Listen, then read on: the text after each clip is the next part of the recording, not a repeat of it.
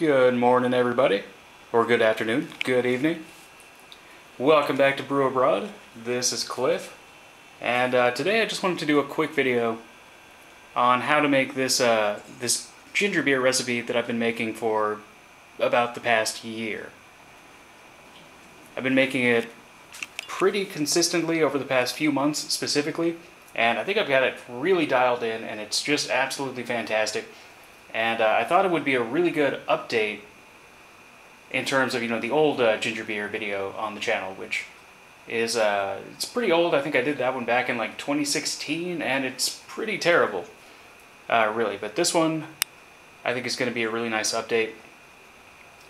And I just wanted to kind of do a quick video on how to make it. So these are ingredients that you can get basically anywhere that you are in Asia. I happen to be in the Philippines, and this is, you can get this stuff anywhere. I mean, it's super cheap. It makes an amazing ginger beer, and I think you're gonna love it if you try it. So for a 10-liter batch, the first thing we're gonna need is 10 liters of water. So we've got our big water jug there. We are going to need 1.5 kilos of sugar. These are all 1/2 packs. 1 kilo of white table sugar and a 1/2 kilo of brown sugar. Now you could use all table sugar, you could use all brown sugar, but I just think it kind of works out better this way. And this is kind of the recipe that I've dialed in to. This is the one that, over the course of the year, this is the one that I keep making over and over again because it's just better. We're going to need a giant chunk of ginger, whole ginger root, very important. Some peppercorns, whole peppercorns. We are going to need a little bit of ground cinnamon. Now, last time I made this recipe, I did it without the star anise, and I actually think I like it better this way, so I don't think I'll be using the star anise. But if you want to use it, feel free to. I think it does add something to the ginger beer. I just kind of prefer it without. Now, a lot of people make theirs with a lemon. I've tried it with lemon. Not a huge fan, really. This is kind of the recipe that I've really dialed into. So again, we got the sugar, ginger, peppercorns, cinnamon, and of course our yeast. This is the yeast I've been using. Bread yeast. I've got it in a big pack. Now obviously if you have brewer's yeast, use brewer's yeast. I think US-05 would be great with this. Any kind of, high temp, any kind of yeast really. I mean, I've been using baker's yeast, so, the better quality yeast you can get, use it. I'm going to be using recultivated yeast. You don't have to, but it's just what I'm going to do. Just because I had such good luck with this past batch. So with that, let's go ahead and get to making the ginger beer. So at this point, I've cut up our ginger. That's kind of what it looks like. And I've already added 1 kilo of the sugar to our little pot here. We're just going to bring that up to a, well, we don't really need to get it boiling. We'll probably bring it to a boil for just a second, just to make sure everything's all sanitary and there aren't any bacteria getting into our ginger beer that we don't want. Although I do have to say, some of my friends have done this with wild yeast and they've had really good results, so your results may vary. So let's go ahead and add our last 1/2 kilo of sugar, the brown sugar.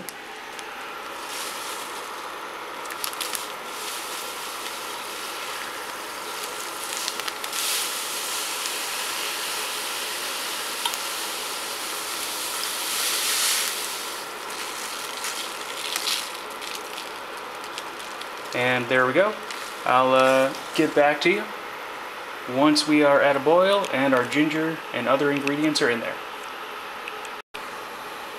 Alright, so now we've added our ginger, we've added our cinnamon, we've added our peppercorns, and so we're just going to bring that up to a little tiny boil, and then we'll cut off the heat and let it cool down. And once it cools down, we'll be ready to pitch our yeast. See, that's kind of what the whole situation looks like right there. You just want to kind of make sure you stir it to make sure that sugar doesn't burn on the bottom. Really, that's not a terrible thing if it does. You kind of get that melanoidin character in there, which isn't necessarily a bad thing. I kind of do that a lot when I do decoction mashes with beer. I kind of, if any of that that grain or that wort kind of sticks to the bottom and those sugars get kind of caramelized, you get that nice melanoidin character. So, it's not the end of the world if the sugar burns a little bit. But I will get back to you when we are ready to put this in the fermenter.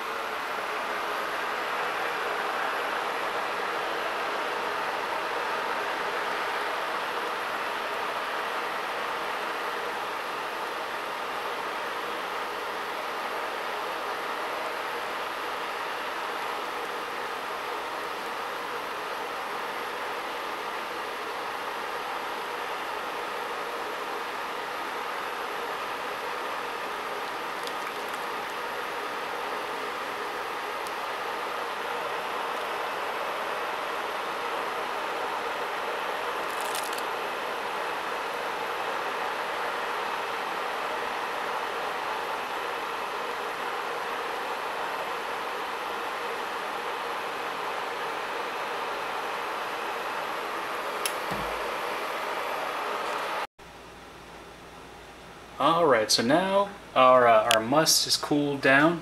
Our must or wort, whatever you want to call it. Our future ginger beer is all cooled down. What I did is I waited for about an hour after I took it off the heat. Then it was cool enough to put into the fridge. I put it in the fridge for about 2 hours, and now it's at a nice cool temperature. And now we're going to transfer it over to our fermenter, which is the same bottle that the water comes in. Super high tech, right? And that's how we're going to do it, by just cutting the top off another bottle and using that as a funnel. Necessity is the mother of invention. So here's our finished product. One fermenter full of a very sugary liquid that will, in about 2 weeks, become ginger beer. So let's go ahead and add our yeast from my super high-tech yeast canister here. Just going to go ahead and add that right in.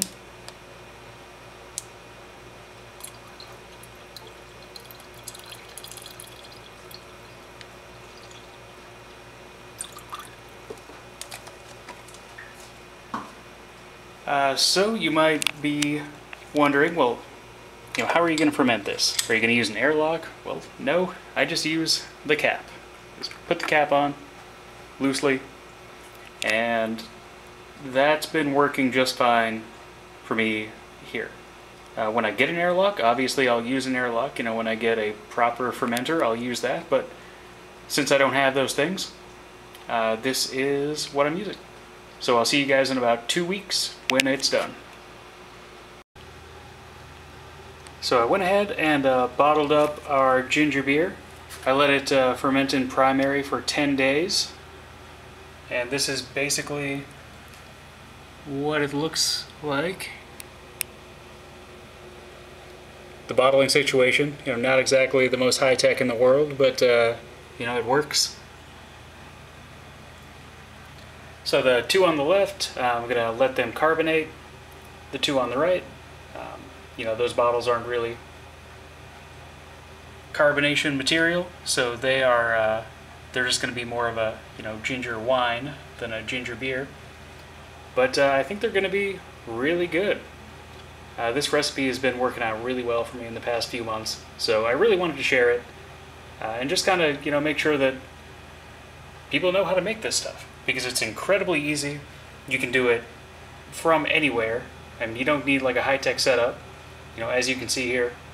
And it's great. It makes a fantastic beverage. So I'll go ahead and let this, you know, do its secondary thing for a little while. I'll put it in the fridge, and I will get back to you guys with the tasting.